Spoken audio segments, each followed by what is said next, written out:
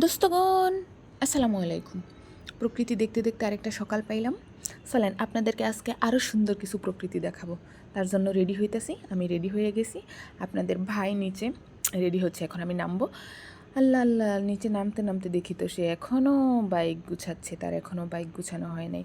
সে প্রত্যেক দিন সকালবেলা ঘুম থেকে উঠে অফিসে যাওয়ার আগে বাইকটারে ভালো করে ঘষামাজা করে তারপরে সে রেডি হয়ে বের হয়। কিন্তু এখন তো তার ঘষামাজা করতে অনেক টাইম লাগবে। অলরেডি আমি রেডি হয়ে বসে আছি। আমি বললাম যে ঠিক আছে, তুমি ঘষামাজা করে আসো, আমি নিচে দাঁড়াই। তো আমি আমার বাসার সামনে একটু ভিডিও করতেছিলাম। দেখতে অনেক সুন্দর লাগতেছিল, একদম পুরো গ্রামীণ প্রকৃতি আমার বাসার সামনে। সকালটা অনেক সুন্দর লাগে সূর্যটা যখন উঠে। তো তার ঘষা মাজা শেষ হয় নাই, আমি ঘোরাঘুরি করতেছিলাম। যাই হোক, বাইক নিয়ে যেই নামলো, এখন দেখি আবার কি সমস্যা। যাক, ও সমস্যার সমাধান করুক, আমি আপনাদের আরেকটা জিনিস দেখাই। উই, যে দেখেন, একটা গুড়ামুক্কা জিনিস দেখা যাইতেছে। গুড়ামুক্কা কী জিনিস বুঝেন? গুড়ামুক্কাটা অলরেডি আপনার ভাই বাইক নামায় ফেলছে। চলেন গাড়িতে উঠি, উঠার পরে আমি এক্সপ্লেনেশন করতেছি আসলে গুড়ামুক্কা কী জিনিস। তো গুড়ামুক্কা যেই জিনিসটা, এটা হলো একটা ওয়ার্ড, চট্টগ্রামের ভাষা আর কি। গুড়া অনেক অঞ্চলে বলে, ছোট জিনিসকে গুড়া গুড়া বলে আর কি, গুড়া বলে। তো এই গুড়া জিনিসটা হইলো ছোট জিনিস, গুড়ামুক্কা ওনারা বলে। গুড়া মতন দেখতে এই ধরনের বিষয়কে গুড়ামুক্কা বলে। তো যাই হোক, আমি প্রথমে এই ওয়ার্ডটার সাথে একদমই অভ্যস্ত ছিলাম না। পরে অফিসে যাইতে আসতে পরে এই ল্যাঙ্গুয়েজটার সাথে মানে অনেকটা ইনভলভ হয়ে গেছে। আমি মাঝে মাঝে আমার ভিডিওতে বলবো আপনাদের এই চট্টগ্রামের ভাষার কথা, ভালোই লাগে শুনতে। চলেন যাই দেখি তাহলে। এখন দেখাবো আপনাদেরকে টানেলের রাস্তাটা, যে রাস্তা দিয়ে টানেলে প্রবেশ করা হয়। দারুণ একটা ভিউ, চলেন দেখা যাক।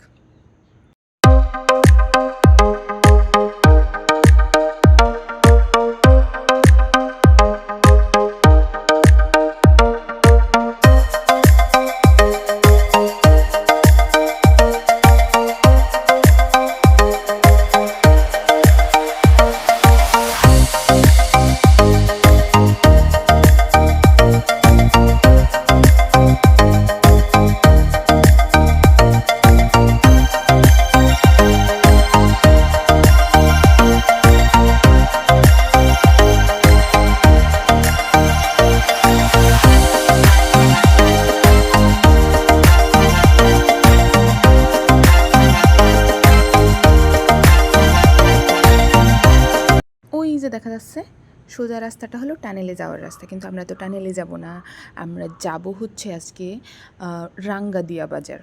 রাঙ্গাদিয়া বাজার হচ্ছে ওইখানে মাছ কিনতে যাব আমরা।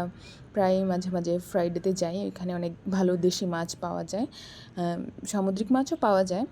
তো সকাল সকাল আজকে বের হয়ে গেলাম ওইখানে মাছ কিনতে যাওয়ার জন্য। এই রাস্তাটা হচ্ছে গ্রামের রাস্তা, ভিতরের একটা রাস্তা। তো আমরা যাচ্ছি। এখন যেতে যেতে দেখলাম যে একটা দোকানের মধ্যে সিঙ্গারা দেখা যাইতেছে।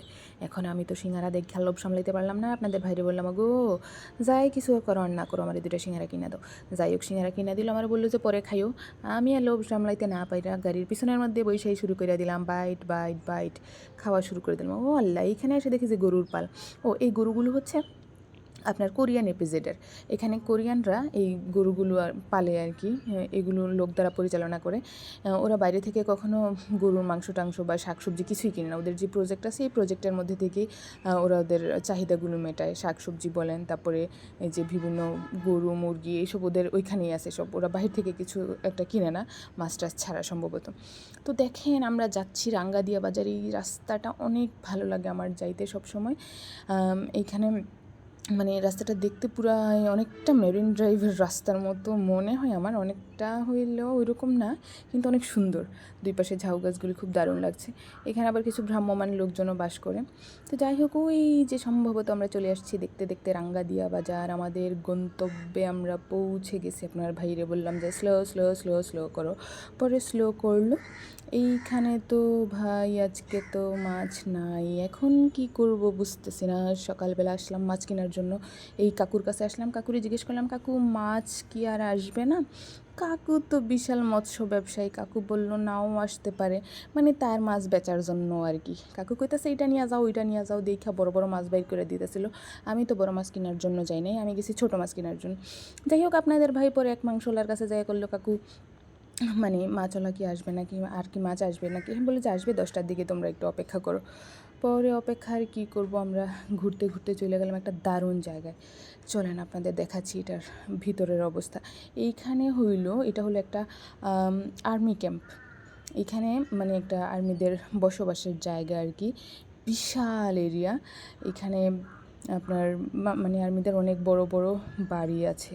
বাড়িগুলো হচ্ছে এখানকার বড় মানে আর্মিদের যে বড় বড় অফিসার আছে তাদের এক একজনের নামে এক একটা বাড়ি বরাদ্দ। বাড়িগুলি বিশাল বড় আর দেখতে অনেক ভয়ানক, অনেক পুরনো বাড়িগুলো, মানে একদম পুরো শ্যাওলা হয়ে গেছে।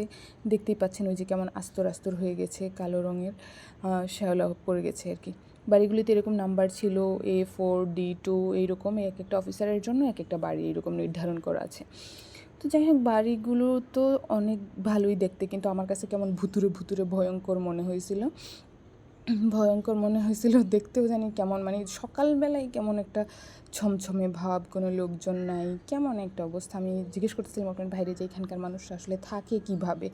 তো যাই হোক, বলতেছে ওরা থাকতে থাকতে এখানে অভ্যস্ত। আর এই বাড়িগুলোতে যে বড় বড় অফিসারদের এই বাড়িগুলো, ওরা এখানে থাকে না, ওরা মূলত থাকে হচ্ছে শহরে। ওদের নামে এই বাড়িগুলো আছে, কিন্তু এত দূর থেকে আসা তো আর অফিস করা সম্ভব না, ওরা শহরেই থাকে। মাছ আসার দেখে আমরা চলে আসলাম নাস্তা করতে। নাস্তা করব হচ্ছে একটা গ্রামেরই একটা বাজারের, ছোট বাজারের একটা হোটেলে। এখানে এছাড়া ভালো হোটেল আর নাই। তো আমরা তেল ছাড়া পরোটা বলছিলাম দেওয়ার জন্য, কিন্তু তেলওয়ালা পরোটাই দিছে। তার জন্য আপনার ভাই 2টা টিস্যু নিয়ে এমনভাবে জাতাজাতি করতেছিল, জাতাজাতি করতে করতে একদম দেখবেন এখন পুরো পিরিস্কাইট করে ফেলতেছিল, মানে তেলটা পুরো একদম উঠাইয়া ফেলতেছিল আর কি, পরোটাতে যাতে তেল না থাকে। ও একটু এই দিক থেকে সচেতন, বাইরে খাইলে, যদিও বাইরের খাবার সবই ভালো না, সে তেল ছাড়া পরোটা খায়। তো আমারটাও তেলটা উঠাইয়া দিচ্ছিল, তেল উঠাইয়া একদম পুরা যতটুকু সম্ভব ওইটুকু ফেলে দিছে আর কি। তো যাই হোক, এখন পরোটার সাথে আমি নাস্তা আসলে করতে চাচ্ছিলাম না। আমি ভাবছিলাম যে মাছ কেনার পরে ওই টানেলের ওইখানে একটা রেস্টুরেন্ট আছে, ওইখানে খাবারগুলো অনেক ভালো, ওইখানেই নাস্তা করবো। কিন্তু আপনার ভাই বললো এখন মাছ তো আসতেছে না, সময় কিভাবে কাটাবে, আর একটু পরে মাছ আসবে, আমরা এই ফাঁকে নাস্তাটা করে নিই। পরে আমার খাইতে ইচ্ছা করতেছিল না, পরে অনেক জোর করে একটা রুটি খাওয়া এলো, সে বলতেছে একটা খাও, আমরা প্রয়োজনে আবার পরে খাবো ওইখানে গিয়ে। তো একটা রুটি খাইলে কি আর ভাই পরে খাওয়া যায়? পরে খাইতে চাইছিলাম না দেখে আপনার ভাই নিজে বানিয়ে দিতেছিল, ভাজি মাখায় দিতেছিল, বলতেছে যে নাও আমি দিচ্ছি তুমি খাও। পরে খাইলাম, খাওয়াটাও পরে দেখতেছি আর চলতেছে না। পরে আমি একটা চা খাইলাম। চাটা ভালোই, গরুর দুধ দিয়ে বানানো ছিল, ভাল লাগছিল খুব। আমি মূলত চট্টগ্রামে চা একটা বাইরে বের হলে খেতে চাই না, কারণ ওরা অনেক দুধ চিনি খুব বেশি দেয়, এটা আমার একদম অপছন্দ। তো পরে চাটা খাইলাম, চা খাই আমরা বের হয়ে গেলাম। পরে দেখি যে মাছ আসছে, খুব মানে ছোট মাছগুলি আসে নাই, সেই আগের মাছই ঘুরে ঘুরে, যে কাকুর এই মাছগুলো। আমরা কিছু মাছ, 2টা মাছ কিনলাম, আর ওইখানে গরুর মাংস কিনতেছিল আপনার ভাই। 2টা মাছ বলতে আপনার ভাই পাঙ্গাস মাছ খুব পছন্দ করে, অনেক দিন হয়েছে পাঙ্গাস মাছ কিনে না, বড় ধরনের একটা পাঙ্গাস মাছ নিল। ওইখানে ওর কাছে কাটতে দিলে, এই রে বাবা কি ঘষাঘষি করতেছে, ও মাছটারে কাইটা কুইটা রেডি করে দিবে। তারপরে গেলাম ফটোশ্যুট করতে বন্ধুগণ। ফটোশ্যুট আর কী করবো, আপনার ভাইরে দিয়ে এক ফটোশ্যুট করাইতে করাইতে আমার জান বের হয়ে গেছে। বারবার বলতেছিলাম যে এমনি এমনি করো, হেমনে করো, কিন্তু পারতাছিল না। যাই হোক, শেষমেশ 2-1টা ভিডিও পাইলাম একটু সুন্দর করে। প্রকৃতিটা খুব সুন্দর ছিল ওই জায়গায়, তার জন্য একটু ফটোশ্যুট করতে গেছিলাম। দুইজনে একটু ভিডিও কইরা ঢং কইরা তারপরে চলে আসলাম। কেমন হয়েছে বন্ধুরা জানাইও। আর একদিন হচ্ছে আমরা ওই টানেলের যে রাস্তাটাতে আসছিলাম, ওইটা একদম ফুল ভিডিও করে তোমাদেরকে দেখাবো। ওকে, আল্লাহ হাফেজ, টাটা, সবাই ভালো থাকো, আবার দেখাবে নতুন কোনো ভিডিওতে।